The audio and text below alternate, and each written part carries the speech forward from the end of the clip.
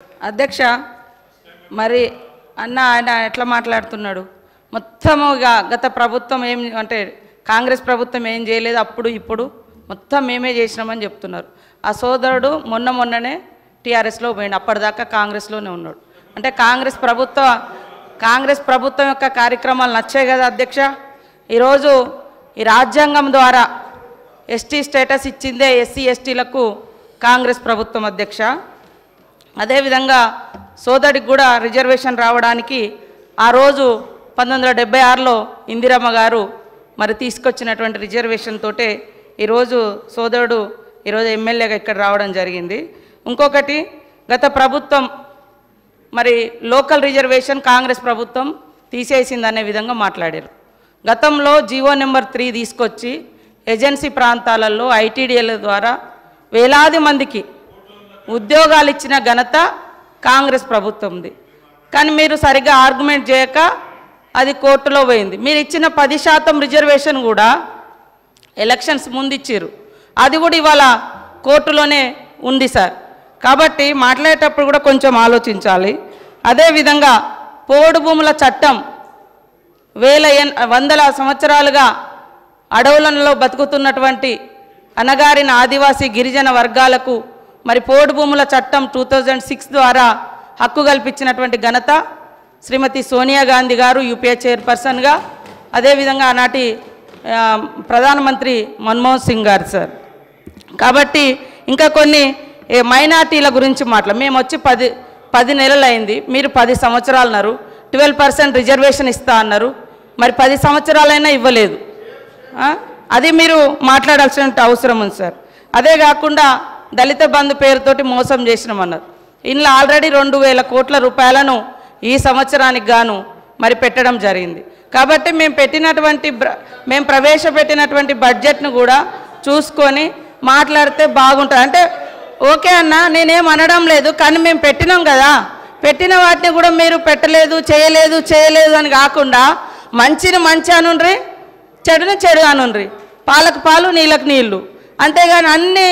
ఏం లేదు అంటే మరి అది కూడా కరెక్ట్ కాదు కాబట్టి మా సోదరుడు కరెక్ట్గా ఆదిలాబాద్ జిల్లాలోనే గత 10 సంవత్సరాలలో మీరు ఎన్ని వేల మంది గిరిజన నిరుద్యోగ యువకులకు ఉద్యోగాలు ఇచ్చిరో చెప్పండి ఎంతమందికి ఎస్సీ ఎస్టీలకు ఇండ్లు ఇచ్చిరో చెప్పండి ఎన్ని వేల మందికి నీటి వసతి కల్పించిరో వ్యవసాయానికి చెప్పండి అదేవిధంగా మైనార్టీలకు సంబంధించి కూడా రిజర్వేషన్లు ఉద్యోగాలు ఇండ్లు ఏమిచ్చిరో చెప్పండి మేము 10 నెలలు కూడా కాదు 8 నెలల్లో ఇప్పుడు మా బడ్జెట్లో అన్నీ పెట్టడం జరిగింది కాబట్టి ఇవన్నీ ఆలోచించి మాట్లాడాల్సిందిగా మా సోదరుని కోరుతా ఉన్నా అధ్యక్ష అనిల్ జాదవ్ కంక్లూడ్ చేయండి అధ్యక్ష ఏదైతే మంత్రి గారికి ధన్యవాదాలు ఇప్పుడు మాట్లాడినటువంటి మంత్రి గారి వాళ్ళు కాంగ్రెస్లో ఉన్నారు నేను అంతకుముందు కాంగ్రెస్లో ఉన్నా కానీ నేను ఎమ్మెల్యే కాక ముందు ఒక జడ్పీటీసీని నేను జడ్పీటీసీ గెలిపించింది కూడా బీఆర్ఎస్ పార్టీ అని చెప్పేసి గుర్తుంచుకోవాలని చెప్పేసి ఈ సభ ద్వారా కోరుకుంటూ ఇప్పుడు మాట్లాడినటువంటి మంత్రి గారి తల్లిదండ్రులకు కూడా ఆర్ఎఫ్ఆర్ పట్టాలు ఇచ్చింది కేసీఆర్ గారు అని చెప్పేసి గుర్తుంచుకోవాలని చెప్పేసి సభ ద్వారా తెలియజేస్తున్నాం అదేవిధంగా నా తల్లిదండ్రులు అంటున్నారు నా తల్లి తండ్రి 2006 అటవీ హక్కుల చట్టానికి అర్హులు వాళ్ళు ఎక్కడ దానం తీసుకోవాలి ఒక ఆదివాసీ బిడ్డలుగా పోడు కొట్టుకుంటే 10 ఎకరాల వరకు హక్కు సోనియమ్మ పెట్టినటువంటి చట్టం దాని ప్రకారంగా వాళ్ళకు వచ్చింది ఏది దానం రాలే నా తండ్రి రెక్కలు ముక్కలు చేసుకొని అడవి కొట్టుకొని బతికే తండ్రి ఈ రోజు కూడా మా నాన్న రోజు గుట్టకే పోతాడు సార్ నేను మంత్రినైనా ఎమ్మెల్యే అయినా రోజు అడవికి వెళ్ళి మా ఊర్లో పోయి ఎంక్వైరీ చేయండి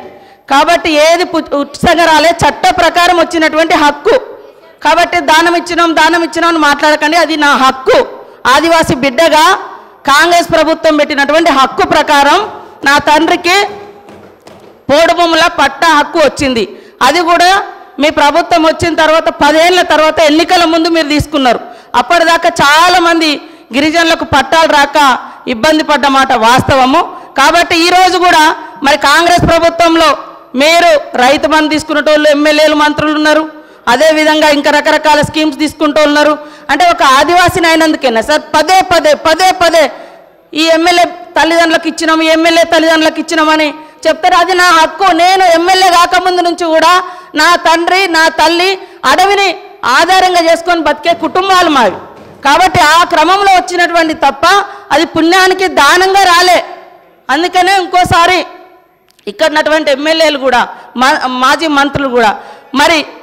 ఈ రాష్ట్రంలో రైతు బంధు ఎందుకు తీసుకున్నారు? అది ప్రజలది. ఇంకా ఇది నా తండ్రి గుట్టను చెట్టును పుట్టను రెక్కలు ముక్కలు చేసుకొని కొట్టుకున్నాయి సార్. ఇది అడవి కొట్టుకున్నారు. అది ఆదివాసీ బిడ్డలుగా మాకు వచ్చినటువంటి సాంప్రదాయపు హక్కు సార్ అది.